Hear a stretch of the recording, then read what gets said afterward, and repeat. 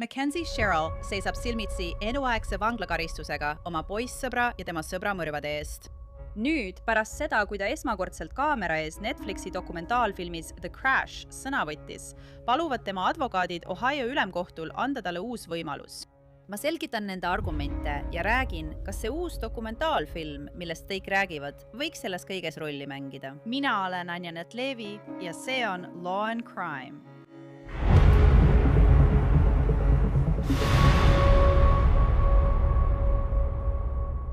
Mackenzie Sherrill teeb suurt käiku, tõelist viimase võimaluse katset. Kahekordses mõrvas süüdi mõistetud naine palub Ohio ülemkohtul tema apellatsiooni arutada.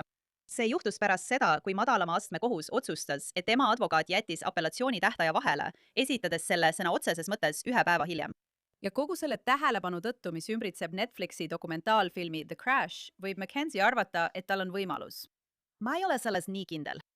Ma süvenen varsti selle juriidilisse ossa, aga kõigepealt vaatame, kuidas me sellesse punkti jõudsime. See oli 30. juuli 2022. Mackenzie ja tema poissõber Dominic Russo läksid lõpupeole ning seejärel sõbra juurde ööseks. Dominici sõber Davian Flanagan oli samuti seal. Kolmekesi lahkusid nad Mackenzie Toyota Camryga ning Mackenzie oli roolis. Nad sõitsid mööda teed. Kell oli umbes 5:30 hommikul. Ja siis juhtus see.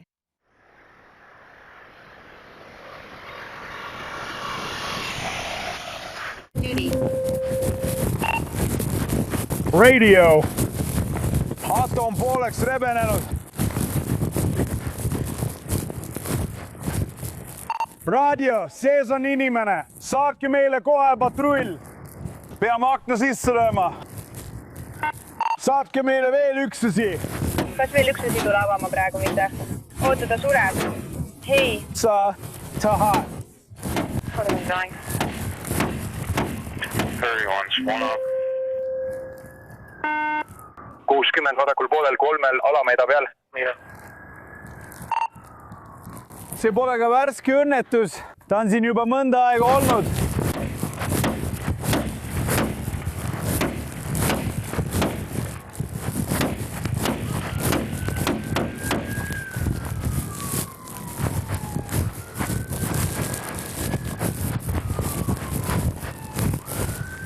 Radio, siin on vähemalt 2 inimest. Keegi ei liigu. Mu Jumal. Mu Jumal, meid on 3 kutid. Radio, 3 inimest autos. Keegi pole teadvusel. Keegi ei hinga. Hei! Roger, yeah. Löö see aken sisse.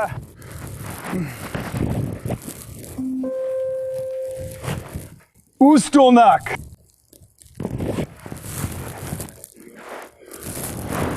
Issand jumal, mees. Dave, mida nad sulle ütlesid? Mitte midagi, okei. Oli nagu täpselt siin sees. Jah, see 1 või? Okay. Ei, sa tahad istuda, issand jumal.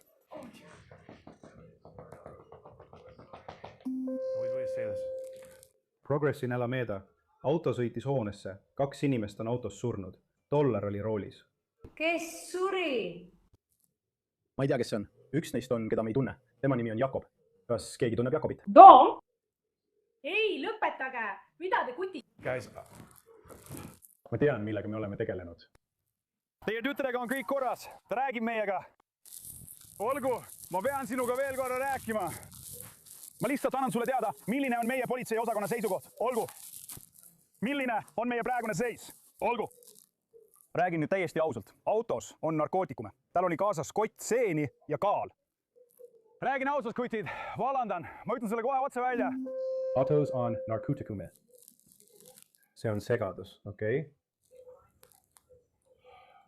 Me ei tee siin vereproovi ega midagi sellist, aga see ilmselt nõutakse välja, lihtsalt et te teadsite. Nad nõuavad temalt vereproovi. Olgu. Kuna ta on teaduseta, siis ma tõesti teen seda. Kui te saaksite rääkida. Kui ta ärkab, vajame selle reisija nime. Olgu. Otta. Sa ei tea? Me ei tea. Kõik, mida me teame, on kõik, mida mina tean, on see, et tema nimi on Jacob. ei , Jaa, Meli. Autos. Tema juhtis. Üks tagaistmed. Ees istus Jakob. Taavi on taga.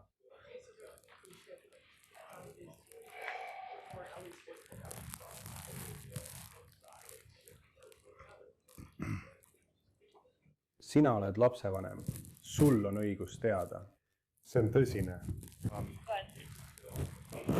Ja meie, mina ja tema, olime esimesed, kes sündmuskohale jõudsid ja avastasid selle. nii et ta oli küll ärkvel, aga mitte päriselt teadvusel, nii et ta oli Teadvuse ja teadvusetuse vahel.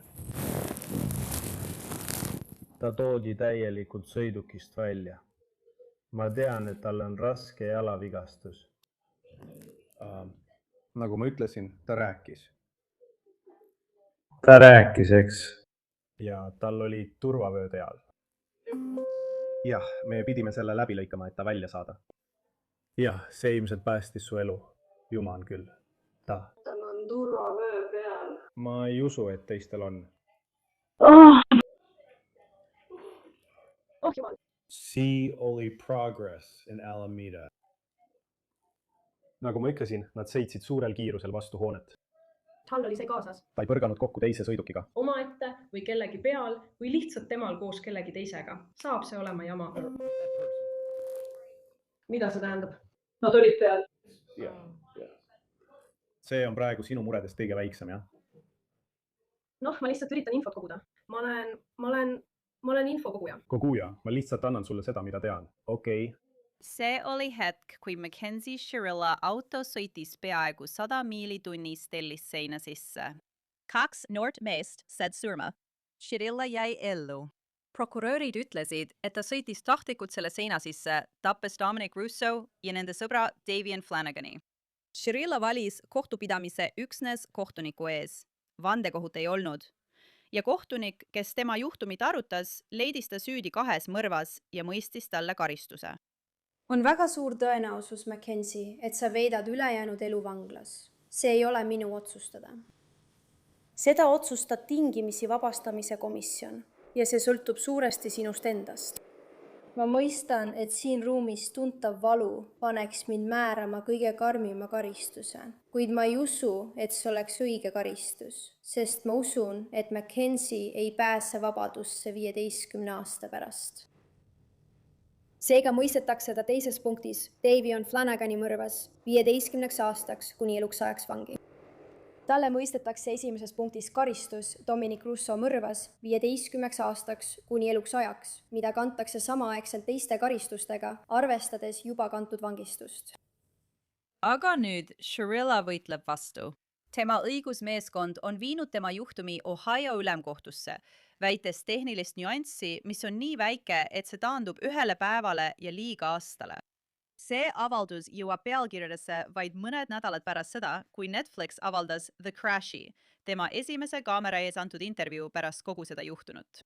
Mis seos on dokumentaalfilmil apellatsiooniga ja kas see võiks tema juhtumit tegelikult kahjustada? Shirilla on alati väitnud, et see oli õnnetus, et ta kaotas teadvuse ning tema perekond viitas meditsiinilisele seisundile nimega POTS. Kuid tema advokaat ei kutsunud kunagi meditsiinieksperti selle kohta tunnistama. Nii et seda väidet pole kunagi kohtus tõendatud. Nüüd tagasi selle uue apellatsiooni juurde. Shirilla advokaadid esitasid selle apellatsiooni Ohio ülemkohtule 27. aprillil. Nad paluvad põhimõtteliselt kohtul seda arutada, kuid kohus pole veel otsustanud, kas nad seda teevad või mitte. Kogu asi taandub kalendrile. Siin on põhjus. Ohio seaduse kohaselt on süüdi mõistetud kostjal 365 päeva pärast kohtuprotsessi protokolli esitamist, et oma süüdimõistmist vaidlustada. Sherilli kohtuprotsessi protokoll esitati 24. oktoobril 2023. Tema advokaadid esitasid süüdimõistmise järgse õiguskaitse taotluse 24. oktoobril 2024. See on 366 päeva hiljem, 1 päev pärast tähtaega. Kuidas see siis juhtus? Tema advokaadid ütlevad, et nad jäid tähtajast ilma, sest ei arvestanud, et 2024 aasta on liiga aasta. 29. veebruar see lisapäev, ütlevad nad, ajas nende arvutused sassi. Aga asi on selles, et apellatsioonikohus ei võtnud seda vabandust omaks. kohtunik kirjutas, et Ohio seadus on selge. Sul on 365 päeva, mitte lihtsalt aasta täitumiseni. Liigaasta ei muuda seda. Nüüd on sellele apellatsioonile lisandunud veel üks kiht. Tema õigusmeeskond väidab selles apellatsioonis ka, et tema advokaat ei uurinud seda meditsiinilist seisundit, POTS-i, mis võib põhjustada minestamist. Nad ütlevad, et kui ta oleks seda teinud, oleks ta võidud õigeks mõista.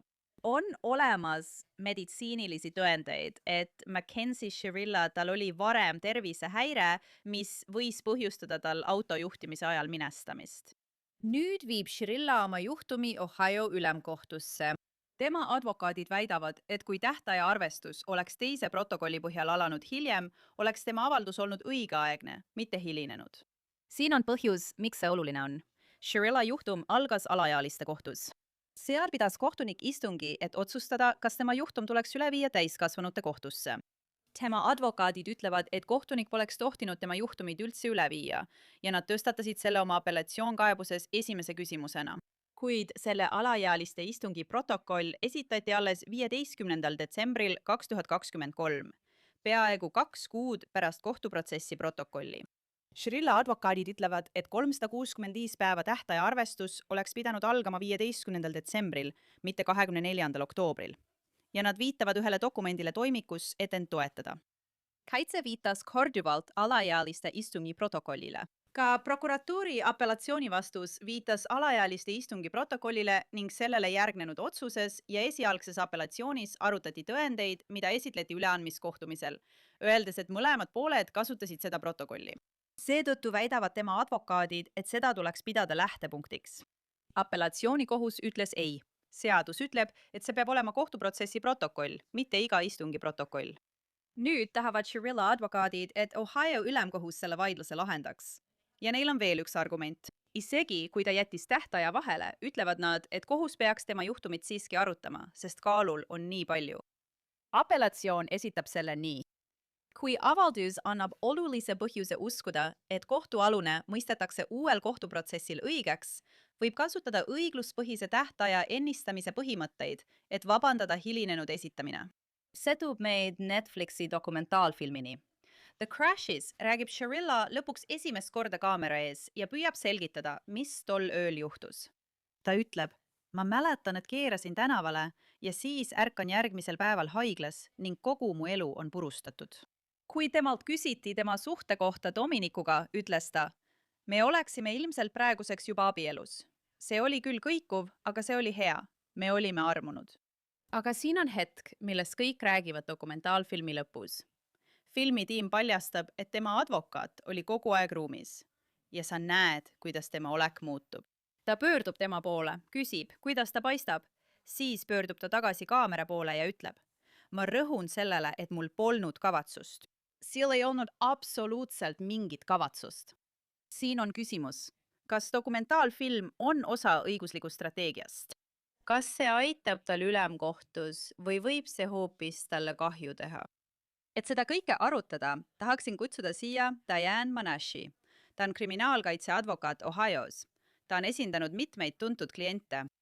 Diane, ma tean, et oled seda juhtumit jälginud. Mis on sinu arvamus sellest, et Mackenzie Shirilla pöördub Ohio ülemkohtu poole ja ütleb, palun võtke minu apellatsioon vastu, kuulake minu apellatsiooni? Jah, no ma arvan, et viimane katse aprillis oli see, et nende pärast kohtuotsust esitatud avaldus lükati tagasi, sest nad jäid tähtajast ilma. Ja nüüd nad justkui paluvad kohtul teha nende jaoks erandi. Ja ma arvan, et neil on väga vähe või üldse mitte võimalus selle osas mingit õiguskaitset saada. Ma mõtlen, nad lihtsalt jäid tähtajast ilma. See ongi nii lihtne.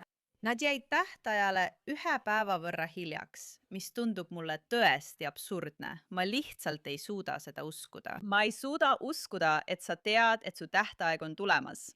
Sa ei taotle isegi pikendust ja esitad dokumendid päev hiljem. See on nii nagu põhikoolis. See ongi see, mis mind nii šokeerib, sest sa tead, et su klient on raskustes ja vajab su abi ja siis sa tuled välja sellise jutuga, et on liiga asta ja kogu see lapsik jutt. Ja mulle tundub sellest, mida prokurör ütleb, et seadus on üsna selge. Sul on 365 päeva, sul on aasta. kas see saaks olla veel selgem? Ja ma arvan, et teine asi, mis jätab kogu asja segase ja viimase hetke mulje on see, et mõned süüdimõistmisjärgsele avaldusele lisatud vandekirjad olid notariaalselt kinnitatud samal päeval, kui avaldus esitati. Nii et see on ilmselgelt ootamine viimase tunni viimase minutini. Ja sinu tähelepanekule vastuseks tead ju, et edasikaebustega tegelevate advokaatide töö ongi sõna otseses mõttes tähtaegadel silma peal hoida. Mõtlen, see ongi edasikaebustega tegeleva advokaadi töö teada, millal asjad tuleb esitada. Ja kui sa ei suuda tähtaegadest kinni pidada, siis esitad tähtaja pikendamise taotlusi ja pead ikkagi tähtaegadest kinni pidama, sest tähtajad ongi tähtaegadeks. Need on lõplikud tähtajad. Õige. Aga kohtud on sageli paindlikud. Olen mitmel korral näinud, kuidas advokaat läheb apellatsioonikohtusse ja palub 30 või 60 päevast tähtaega pikendust. Ja need antakse alati. On üsna harudane, et nad ei anna sulle tähtaega pikendust. Ma arvan, et siin on oluline minna ise enne tähtaega kohtusse, eks. Ja ma olen sinuga nõus. Ma arvan, et see kehtib nii apellatsioonikohtute kui ka esimese astme kohtute puhul. Ja eriti olukordades, kus sa lähed vastaspoole advokaadi juurde ja küsid, kas ta oleks nõus tähtaega pikendama. Ja kui ma saan 14 lisapäeva, olen hea meelega nõus andma ka riigile 14 lisapäeva. Ja siis minna kohtusse, ma olen täiesti nõus, aga oluline on see, et sa pead seda tegema ennetavalt, mitte siis, kui tähtaeg on juba möödas. Teine asi, mis mind nii šokeerib, on see, et ma arvan, et Mackenzie Shirilla tema soovist saada TikTokeriks. Tema soovist olla influencer.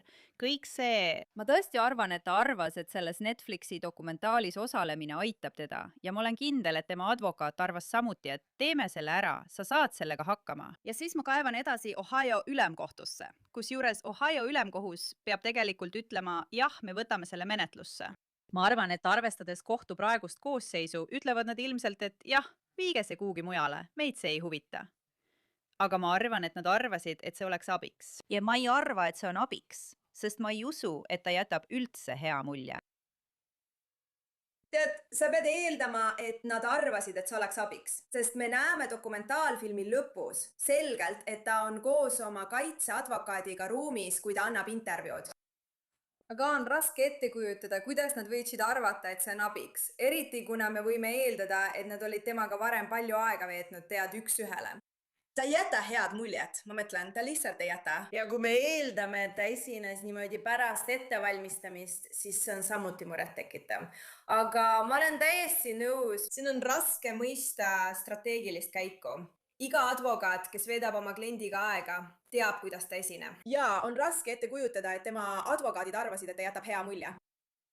Kohtunik Russo ütles talle sisuliselt karistuse määramisel, et sa oled suure tõenäosusega kogu oma ülejäänud elu vanglas. Ma mõtlen, ta ütles talle seda. Sest ta saab tingimisi vabastust taotleda alles 2037 aastal. See saab olema tema esimene kord tingimisi vabastamise komisjoni ees. Nad ei lase teda välja, see on Ohio. Nad ei lase teda esimesel korral välja, see oleks väga ebatõenäoline. Ja kui ta peaks teisel korral välja saama, peaks ta näitama, et on teinud uskumatuid edusamme. Ja ma teen siin Ohio's palju tingimisi vabastamisega seotud tööd, tead kõrgetasemeliste mõrvajuhtumite puhul. Ja ma pean sulle ütlema, et veel üks viis, kuidas see dokumentaalfilm talle kahju on teinud, on see, et tingimisi vabastamise komisjon saab teada mitte ainult sellest dokumentaalfilmist, vaid eelkõige ka tema kahetsuse puudumisest. Ja siin Ohio's, kui tingimisi vabastamise komisjon kaalub vabastamist, mis toimub esimest korda pärast seda, kui ta on 15 aastat täielikult ära kandnud, ei vaadata ainult tema käitumist vanglas. Tead, kas tal on käitumislikkumisi kirjas? Tead, kas tal on vanglasisene töökoht, aga tegelikult vaatab Ohio's tingimisi vabastamise komisjon kõige enam just kahetsust ja vastutuse võtmist. Kuigi tal on kindlasti õigus õiglasele kohtuprotsessile ja õigus kohtuprotsessile, võin oma kogemuse põhjal öelda, et need, kes tunnistavad end süüdi ega lähed kohtusse, nende suhtes on tingimisi vabastamise komisjon alati soodsamalt meelestatud, sest nad on vastutuse omaks võtnud. Aga siin ei ole meil mitte ainult keegi, kes läks kohtusse, vaid nüüd on meil keegi, kes on süüdi mõistetud ja jätkab ikka veel juttu, et on süütu. Ja isegi kui see on tõsi, ütlen ma teile, et tingimisi vabastamise komisjon kasutab tema kahetsuse puudumist ja vastutuse mitte omaksvõttu sellest dokumentaalfilmist tema vastu. Veel üks asi, mida ma nägin, oli see, kui prokurör prokurör O'Malley, Matt O'Malley Cuyahoga maakonnast, kirjutas, et ülemkohus ei peaks seda arutama, nad peaksid selle lihtsalt tähelepanuta jätma. Ta ütles, et paljud argumendid, mida tema kaitsja oma kirjalikes seisukohtades esitas, olid föderaalõiguslikud argumendid habeas corpuse alusel õiguskaitse taotlemiseks ja muud seesugust. Kas sa näed, et nad proovivad minna habeas corpuse teed ja kas see oleks edukas?